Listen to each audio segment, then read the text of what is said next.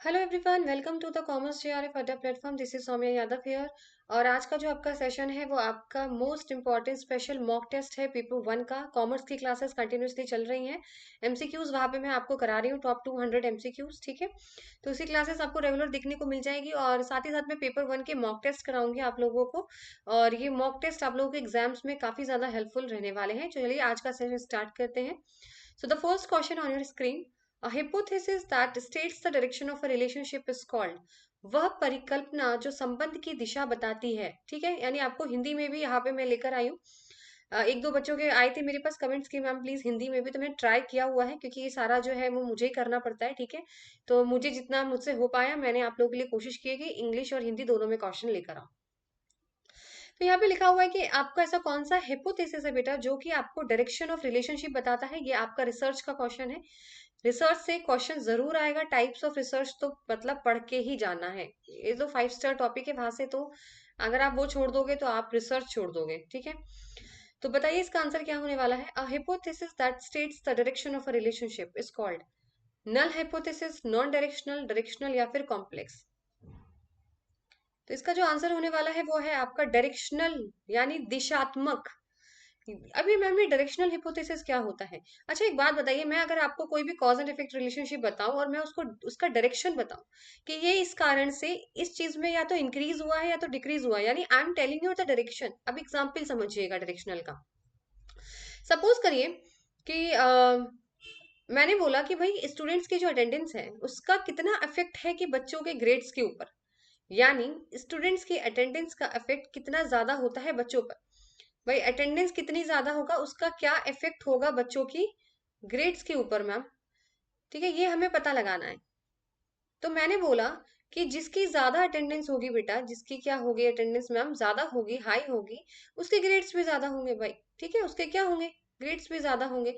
तो यानी ज्यादा अटेंडेंस की वजह से ज्यादा ग्रेड्स है। तो मैंने डायरेक्शन बताया आपको कि increase in attendance leads to increase in grades. या तो इंक्रीज होगा या तो डिक्रीज होगा। ठीक है, तो मैंने आपको डायरेक्शन बताया। ठीक है, तो उसको बोलते हैं डायरेक्शनल हिपोथेसिस। अब मैम नॉन डायरेक्शनल क्या होता है?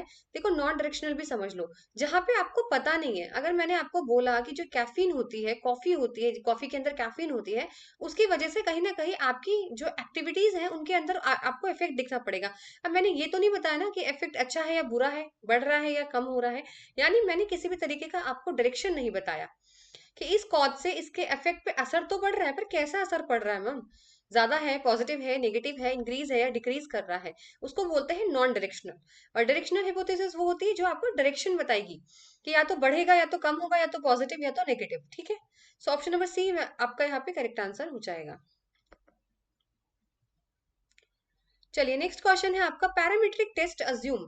Parametric test assume your options are normality, level of measurement, normality plus homogeneity of variances या फिर स्मॉल सैंपल साइज। बताइए, हिंदी में भी पढ़ लीजिएगा। पैरामीट्रिक परीक्षण मानते हैं केवल सामान्य वितरण, नाम मात्र मापन, सामान्यता या विचरण समानता या फिर छोटा सैंपल आकार।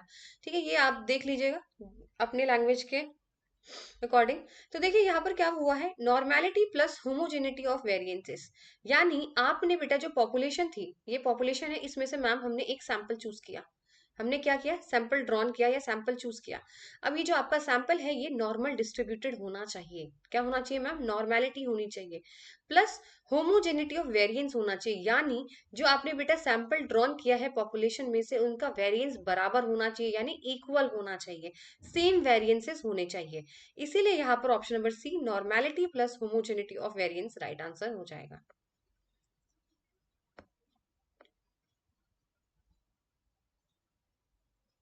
पैरामीट्रिक टेस्ट बेटा याद रखिएगा जो कि अजम्पशंस पे बेस्ड होते हैं, जो कि अजम्पशंस के ऊपर जो भी पैरामीटर्स बनाए जाते हैं उनके ऊपर जो बेस्ड होता है, उन्हीं को हम लोग क्या बोलते हैं मैम, उन्हीं को हम लोग यहाँ पर पैरामीट्रिक टेस्ट बोलते हैं। और जो नॉन पैरामीट्रिक होते हैं बेटा वो अजम्पशन से या पैरामीटर्स वो लोग नहीं बनाते हैं।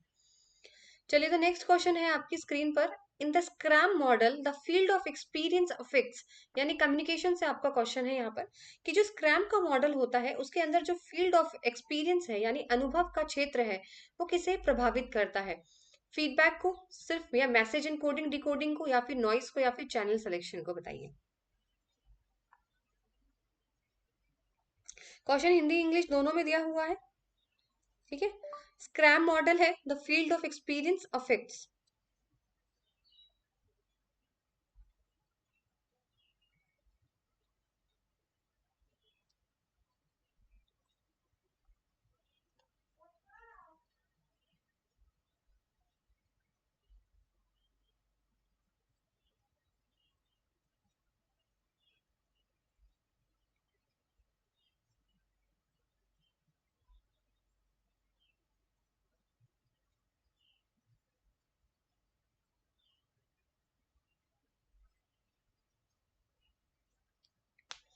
तो फील्ड ऑफ एक्सपीरियंस का क्या मतलब है यहाँ पर कि एक पर्सन का पूरा बैकग्राउंड यानी उसके कल्चर बिलीव्स, ठीक है, तो वो किस चीज पे इफेक्ट होंगे, पहले आपको स्क्रैम मॉडल दिखना चाहिए।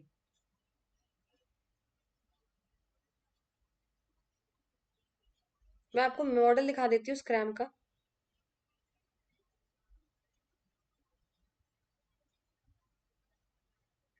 ये देखिए स्क्रैम मॉडल है, आप चाहे तो स्क्रीनशॉट ले सकते हो इससे। ठीक है, ये विलियम स्क्रैम ने ही बनाया हुआ था, ये इसी के नाम पर है, जिसमें सेंडर है, रिसीवर है, मैसेज है, फीडबैक है, सेमेंटिक नॉइज है।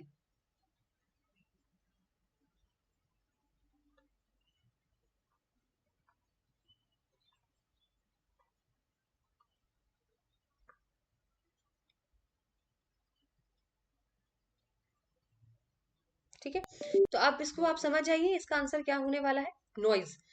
क्योंकि पूरा नॉइज पे ही तो बेटा डिपेंड होता है कि किस तरीके का, अगर आपको बैरियर मिल गया, नॉइज मिल गई, तो आप ना इनकोडिंग ढंग से कर पाएंगे, ना डिकोडिंग सही से कर पाएंगे, ना ही चैनल सेलेक्ट कर पाएंगे। तो सारा जो खेल है ना यहाँ पर सिर्फ नॉइज का ही होता है। सो ऑप्शन नंबर सी यहाँ पे आपका करेक्ट हो जाएगा।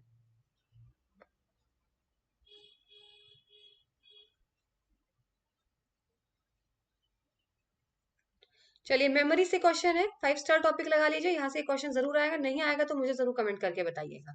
एक क्वेश्चन यहाँ से 110% आने वाला है, लिख के ले लीजिए। Which memory is the closest to the CPU and has the lowest latency. CPU की सबसे निकट और न्यूनतम विलंबता वाली स्मृति कौन सी होती है, अगर आपको मेमोरी बड़ी होगी तो बता दीजिए। फिर option are DRM RAM, sorry DRR4, यहाँ पे टाइप गलत हो गया, कैशे मेमोरी, वर्चुअल मेमोरी, या ई प्रॉम। तो मैम राइट आंसर होगा कैशे मेमोरी, जो सबसे पास होती है सीपीयू के, ठीक है, और लोवेस्ट लेटेंसी होती है इसके अंदर। ये आप नीचे देख लीजिए, मेमोरी मैंने पूरी बनाई हुई है, ठीक है, अच्छी तरीके से आपको समझ आ जाएगा मेमोरी हायरार्की। देखिए बेटा, यहाँ पर क्या दिया हुआ है, सबसे पहले आपकी वर्चुअल मेमोरीज होती है, फिर सॉलिड स्टेट मेमोरी आती है आपके अंदर, ठीक है, फिर फिजिकल मेमोरी जिसके अंदर रैम आता है, आपका रोम आता है, फिर आपका सीपीयू कैशे, फिर आपका रजिस्टर्स आते हैं, ठीक है, रजिस्टर्स प्रोसेसर, फिर सीपीयू है।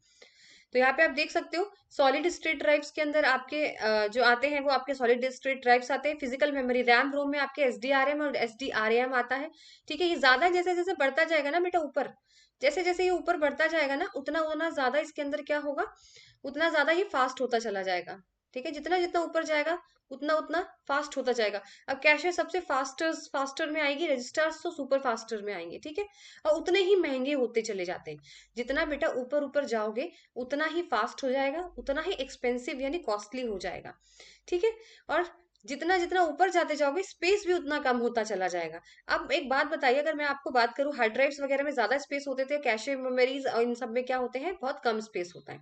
तो याद रखिएगा, जैसे जैसे ऊपर जाएगा पॉजिटिव चीज ये रहेगी कि फास्ट रहेगा, नेगेटिव चीज ये रहेगी कि इसके अंदर एक्सपेंसिव बहुत, खर्चा बहुत रहेगा, कॉस्टली रहेगा, दूसरा कैपेसिटी बहुत कम रहेगी। ठीक है, लेकिन स्पीड बढ़ेगी, इतना फायदा रहेगा बस। तो ये याद रख लेगा, इन 3 4 चीजों से बाहर नहीं आएगा ये। तो कैशे मेमोरी सबसे पास होती है, ठीक है, सीपीयू के। चलिए नेक्स्ट क्वेश्चन है, which organisation manage the India's national digital library. NDLI को कौन ऑर्गेनाइजेशन बेटा मैनेज करती है। ये आपका हायर एजुकेशन से क्वेश्चन है, UGC, IIT खड़गपुर, इग्नू, या फिर NPTEL। भारत की राष्ट्रीय डिजिटल लाइब्रेरी का प्रबंधन कौन करता है। तो इसका option number B IIT Kharagpur, याद रखिएगा।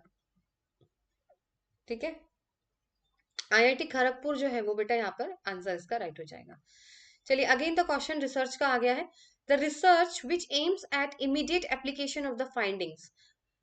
वह शोध जिसका उद्देश्य निष्कर्षों का तात्कालिक उपयोग है क्या कहलाते हैं। फंडामेंटल, बेसिक रिसर्च, अप्लाइड या फिर एक्शन। देखिए अप्लाइड रिसर्च इसका आंसर हो जाएगा, और don't be confuse between applied and action, बहुत कंफ्यूजन होता है इन दोनों के बीच में। देखिए अप्लाइड रिसर्च क्या होता है, एक परमानेंट सोल्यूशन होता है कि आपकी कोई प्रॉब्लम है, आपने कुछ सीखा, उसको रियल लाइफ में आप किस तरीके से अप्लाई करते हो। एक्शन रिसर्च टेम्पररी होता है बेटा। एक्शन रिसर्च, जैसे अगर मैं बात करूँ एक्शन रिसर्च की, आपके कॉलेज में गेस्ट टीचर्स नहीं आ जाते, जैसे अगर कोई टीचर एब्सेंट रहता है, कोई नहीं आया होता है, तो 1-2 महीने के लिए कॉन्ट्रैक्ट पे आपको टीचर या प्रोफेसर प्रोवाइड कर देते हैं, वो होता है एक्शन रिसर्च। कभी भी टेम्पररी वर्ड आ जाए, कोई इस तरीके का वर्ड अगर आपको देखने को मिलता है, इम्प्रूव का वर्ड आ जाए, तो एक्शन रिसर्च लगा कर आइएगा, ठीक है। अप्लाइड रिसर्च क्या होती है, यूनिवर्सल में अगर कोई चेंज लाना होता है, ठीक है, या फिर कोई इमीडिएट आपको फाइंडिंग्स का यहाँ पे जो वर्ड दिया गया है, उसमें आप अप्लाइड रिसर्च करेंगे। बहुत सारी जगह है जहां पर एक्शन आंसर्स भी इसके दिए होंगे, ठीक है। सो यहाँ पर अप्लाइड रिसर्च जो है इसका आपका राइट आंसर हो जाएगा। चलिए नेक्स्ट क्वेश्चन है, in communication, classroom communication, the redundancy ensures. Redundancy का मतलब क्या होता है मैम? रिडंडेंसी का मतलब होता है रिपीटेशन। रिपीटेशन, बार बार रिपीट करना। अगर मैं कोई क्लास में बार बार चीजें रिपीट करूंगी, उससे वो आपके लिए अच्छा ही होगा या बुरा होगा? बिल्कुल अच्छा होगा, उससे आपको जल्दी याद रहेगा कि मैम ने बार बार ये वर्ड बोला है, बार बार ये वर्ड बोला है। तो इसे बोला है in classroom communication redundancy ensures distraction, better retention, noise या फिर इमोशनल बायस। बेटा डिस्ट्रैक्शन कैसे होगा? अगर मैं आपसे बार बार कहूंगी ए for Apple, A for Apple, A for Apple, तो उससे डिस्ट्रैक्शन होगा या आपको याद ज्यादा अच्छे से होगा? डिस्ट्रैक्शन तो नहीं होगा। तो इसका आंसर क्या हो जाएगा मैम? बेटर रिटेंशन, अच्छी तरीके से हमें वो चीज याद रहेगी, ठीक है। जैसे आप छोटे बच्चों को याद कराते हो ना, A for apple, B for boy, तो 10 बार आप बोलते हो तब उसको समझ में आता है एक बार में। चलिए नेक्स्ट क्वेश्चन है आपका, meta cognitive teaching strategy primarily helps learners to. देखिए मेटाकॉग्निटिव का सिंपल सा मतलब होता है अपना दिमाग लगा के खुद की प्रॉब्लम सॉल्व करना, सिर्फ रटना नहीं होता है, अपनी थिंकिंग को बढ़ाइए, इंप्रूव करिए, ठीक है। तो इसका जो राइट आंसर हो जाएगा वो है monitor and regulate thinking. Memorise, रटना नहीं सिखाता है, ठीक है, लर्निंग टाइम कम करना नहीं सिखाएगा, ये आपको कहेगा अपनी थिंकिंग्स को, अपने विचारों को कंट्रोल करिए। सो ऑप्शन नंबर बी आपका यहाँ पे करेक्ट हो जाएगा। चलिए नेक्स्ट क्वेश्चन है, विच measures is least affected by extreme values. Extreme values से सबसे ज्यादा कम किसको फर्क पड़ता है? मुझे एक बात बताइएगा आप लोग, ठीक है। एक्सट्रीम वैल्यूज क्या होता है? सपोज करिए मैंने एक डेटा बनाया और मैंने बोला कि जो बहुत सारे बच्चे हैं ना, 50 से लेकर 80 तक के मार्क्स बच्चों के आए हैं, ठीक है, क्या है, 99% बच्चों के जो मार्क्स आए हैं 50 से लेके 80 के बीच में आए हैं। लेकिन एक बच्चा ऐसा है जिसका 10 मार्क आया है, और एक बच्चा ऐसा है जिसका 100 आया है। यानी आपका, या तो कोई ज्यादा ही एक आ गया है, कोई बढ़िया स्मार्ट बच्चा जो 100 लेकर आया, एकदम भी बिल्कुल पुअर है जो 10 लेकर आया, इन्हें बोलते हैं एक्सट्रीम वैल्यूज। या तो सबसे कम या तो सबसे ज्यादा, जो आपकी रेंज के अंदर नहीं है।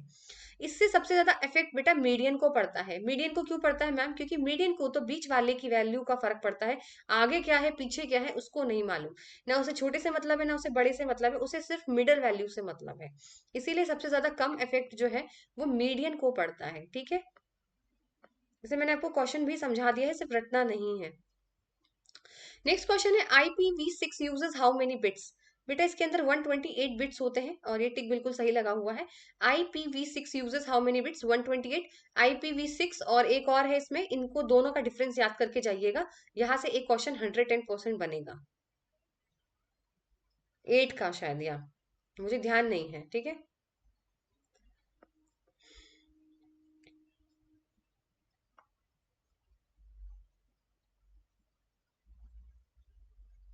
ठीक है, दोनों का डिफरेंस, IPv6 का और 4 का, दोनों का डिफरेंस याद करके जाइएगा। If median is greater than mean it is known as. अगर आपका मीडियन मीन से बेटा बड़ा है तो हमेशा याद रखिएगा पॉजिटिवली स्क्यूड होता है। क्या होता है मैम? पॉजिटिवली स्क्यूड होता है।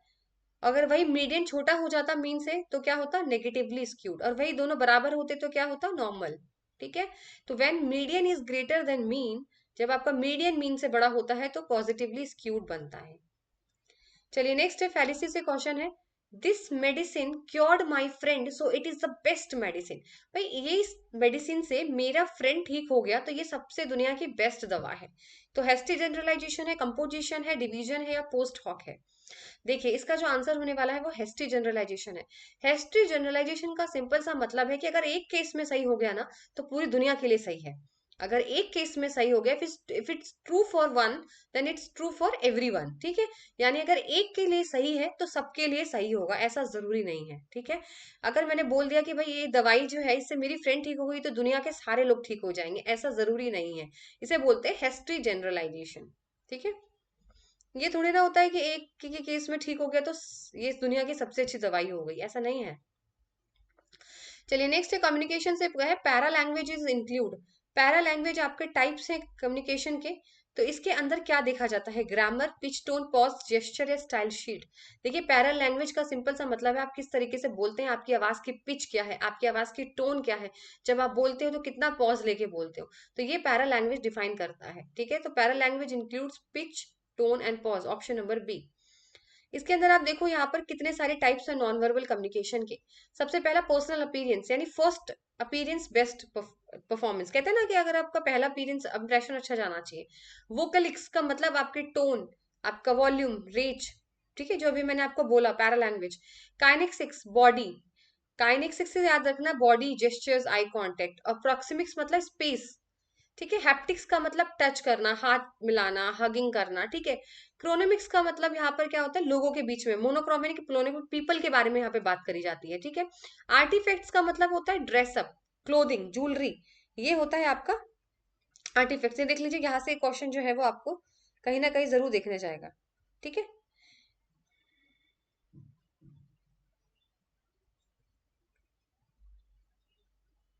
तो ये आपने याद रखिएगा पर्सनल अपीयरेंस। वोकलिक्स का याद रखिएगा, वोकल का मतलब पैरालैंग्वेज ही बोला गया है। काइनेसिक्स का मतलब बॉडी जेस्चर्स हो गया। प्रोमिक्सिक्स का मतलब स्पेस, पर्सनल है, सोशल है, कैसा है। हैप्टिक्स का मतलब टच। क्रोनोमिक्स का मतलब टाइम। और आर्टिफिक्स का मतलब आपका ड्रेसअप, क्लोथिंग और ज्वेलरी, याद रखिएगा। चलिए नेक्स्ट है इन qualitative research theory emerges through. Simple सा बता दो क्वालिटेटिव क्या होता है, डिडक्टिव या इंडक्टिव, आंसर आ जाएगा। Qualitative is always a inductive, क्योंकि इसके अंदर हम लोग थ्योरी मैम बनाते हैं। और डिडक्टिव के अंदर क्या होता है, जो कि क्वांटिटेटिव रिसर्च होता है। डिडक्टिव के अंदर जो थ्योरी बनी होती है उसको टेस्ट किया जाता है। और क्वालिटेटिव में हम लोग क्या करते हैं, थ्योरी इमर्ज करते हैं थ्रू इंडक्शन। इसलिए ऑप्शन नंबर बी जो है यहाँ पे आपका सही हो जाएगा। नेक्स्ट क्वेश्चन है NIRF was launched in which year. तो एनआईआरएफ जो है बेटा आपका लॉन्च हुआ था 2015 के अंदर, ठीक है। 2015 के अंदर आपका एनआईआरएफ लॉन्च हुआ था, डेट याद रख लीजिएगा। नेक्स्ट क्वेश्चन है which transmission mode sends data in both direction at the same time. यानी आप दो समझिए सिग्नल दे रहे हैं एक दूसरे को और सेम टाइम पे दे रहे हैं। सपोज करिए ए है, सपोज करिए ये बी है, ठीक है। अगर ए भी सेंड कर रहा है सिग्नल उसी टाइम पे और बी भी कर रहा है, सेंड और रिसीव दोनों एक ही साथ कर रहे हैं सिग्नल को, उसे बोलते हैं फुल डुप्लेक्स, याद रखिएगा। फुल डुप्लेक्स में दोनों एक साथ रिसीव और सेंड करते हैं सिग्नल को सेम टाइम के अंदर। और अगर हाफ की बात करते हैं तो वो एक ही तरफ से जाता, दूसरे की तरफ से नहीं आएगा, ठीक है। नेक्स्ट है विच of the following is not a vertical और ऑफ एन एसी नाक असेसमेंट। इसका डेट वगैरह सब याद रखिएगा। इसका कौन सा वर्टिकल असेसमेंट नहीं है? Circular aspect, governance and leadership, infrastructure growth rate या फिर स्टूडेंट सपोर्ट एंड प्रोग्रेशन। तो देखिए यहाँ पर इंफ्रास्ट्रक्चर ग्रोथ रेट की कोई बात नहीं करी गई है, सर्कुलर एस्पेक्ट की बात करी गई है, गवर्नेंस की बात करी गई है, स्टूडेंट सपोर्ट की बात करी गई है। लेकिन ऑप्शन नंबर सी की यहाँ पे किसी भी तरीके की बात नहीं करेगी, ग्रोथ रेट से कोई मतलब नहीं है। ये पढ़ लीजिए नाक। इसके अंदर इनोवेशन की बात करी गई है, गवर्नेंस की बात करी गई, स्टूडेंट सपोर्ट की बात करी गई, इंफ्रास्ट्रक्चर लर्निंग रिसोर्सेज की बात करी गई है, ठीक है। करिकुलर एस्पेक्ट ना कि ग्रोथ की। Research consultancy, teaching learning and evaluation, ये 7 क्राइटेरिया है जिसके बेसिस पे नाक जो है यहाँ पर काम करता है। इसको स्क्रीनशॉट लीजिए, very important. The largest source of fresh water on earth. सबसे ज्यादा फ्रेश वाटर अर्थ पे बेटा कहाँ से आता है? मीठे पानी का सबसे बड़ा source reverse, lake, ground water या फिर ग्लेशियर्स। तो ग्लेशियर्स जो है वो सबसे ज्यादा फ्रेश वाटर आपको वहां पे देखने को मिलता है। ऑप्शन नंबर डी यहाँ पे करेक्ट हो जाएगा। पीडी से क्वेश्चन था आपका। नेक्स्ट है फिर आपका if a proposition all S are P is true then which of the following must be false. यानी अगर आपका all S are P true है तो कौन सा ऐसा सिचुएशन है जो फॉल्स होगा? स्क्वायर ऑफ अपोजिशन पढ़ा होगा तो ए है, ई है, आई है और ओ है, ठीक है। तो ए और ओ के बीच में और ई, इन दोनों के बीच में बेटा कॉन्ट्रडिक्शन होता है। अगर ए ट्रू है, अभी इसमें बोला ना ऑल ट्रू, ए का मतलब ऑल, तो अगर ए ट्रू है तो ऑटोमेटिकली ओ जो है फॉल्स हो जाएगा। तो ओ प्रीपोजिशन यहाँ पे आ जाएगा, ऑप्शन नंबर सी। ठीक है ना, ये तो आपने पढ़ा होगा, बहुत बेसिक क्वेश्चन है स्क्वायर ऑफ ऑपोजिशन का, ये देख लीजिए। ठीक है ना, ए और ओ के बीच में कॉन्ट्राडिक्टरी होता है, अगर ए ट्रू है तो ओ फॉल्स हो जाएगा, अगर ई ट्रू है तो आई फॉल्स हो जाएगा, ई फॉल्स है तो आई ट्रू हो जाएगा। ठीक है, ये बहुत बेसिक क्वेश्चन था, ये आप लोगों को आना चाहिए, इसमें कुछ समझाने का नहीं है, यहाँ से तो क्वेश्चन आएगा ही आएगा। Which of the following is not a barrier to effective communication, communication के लिए बाधा कौन सा नहीं है, कौन सा बैरियर नहीं है। सिलेक्टिव परसेप्शन, बेटा अगर आप सोच सोच के अपने नजरिए के हिसाब से अगर आप कम्युनिकेशन करोगे तो वो गलत हो जाएगा। फिल्टरिंग ऑफ मैसेज, छाट छाट के बात करोगे मैसेज को तो भी, ठीक है, ये भी बैरियर है। नॉइज, नॉइज शोर रहेगा तो कम्युनिकेशन सही से नहीं होगा। प्रॉपर फीडबैक, अगर आपको सही से फीडबैक मिलेगा तो ये बैरियर के अंदर नहीं आता है, यानी प्रॉपर फीडबैक मिल रहा है तो it is not a barrier of effective communication, ये तो बहुत अच्छी बात है। चलिए नेक्स्ट क्वेश्चन है आपका, स्टेप्स बताने हैं आपको। The process of research, the correct sequence of research process आपको बताना है। सबसे पहले हम लोग क्या करते हैं मैम, सबसे पहले हम लोग प्रॉब्लम को आइडेंटिफाई करते हैं कि प्रॉब्लम क्या है। ठीक है, फिर हम क्या करते हैं मैम, हिपोथेसिस बनाते हैं, फिर डेटा को कलेक्ट करते हैं, फिर उसको इंटरप्रेट करते हैं। सो ऑप्शन नंबर बी यहाँ पे सही हो जाएगा, problem identification, hypothesis, data collection और इंटरप्रिटेशन। सिक्वेंसिंग से क्वेश्चन आएगा जरूर।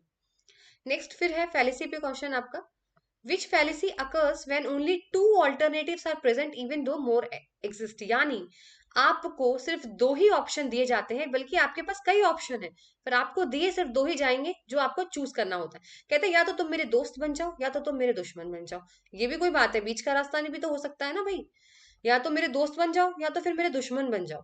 तो इसको बोलते हैं फॉल्स डिलेमा। क्या बोलते हैं मैम, फॉल्स डिलेमा, जहां पर आपको ऑप्शंस तो बहुत सारे होते हैं बेटा, लेकिन आपको सिर्फ दो ही चूज करने के लिए देते हैं, तो करो या तो मरो, ये वाली बात है। कहते हैं ना, या तो करो या तो मरो, बीच का भी तो रास्ता होना चाहिए। चलिए नेक्स्ट है regulatory body for technical education. Technical education के लिए कौन सी रेगुलेटरी बॉडी बनाई गई है, तो ये तो बहुत इजी है मैम, AICTE बनाई गई है आपकी टेक्निकल एजुकेशन के लिए। ठीक है, AICTE।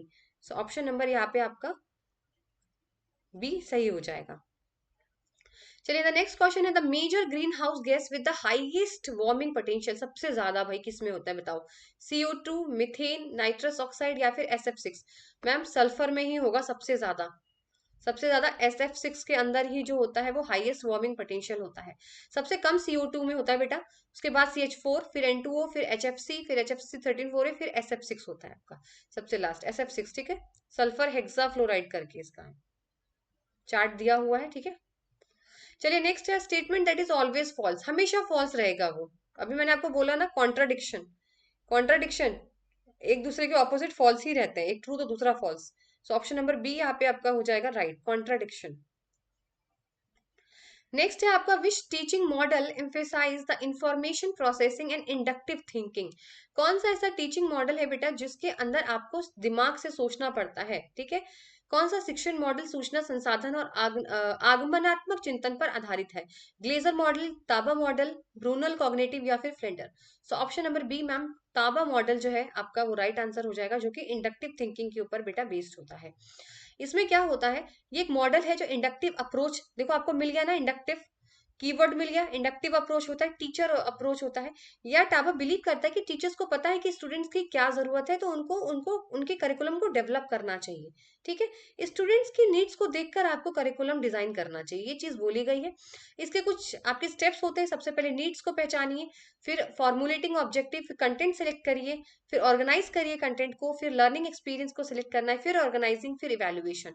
यहाँ से क्वेश्चन आ सकता है, इसीलिए मैंने ये चार्ट आप लोगों को दिखाया है।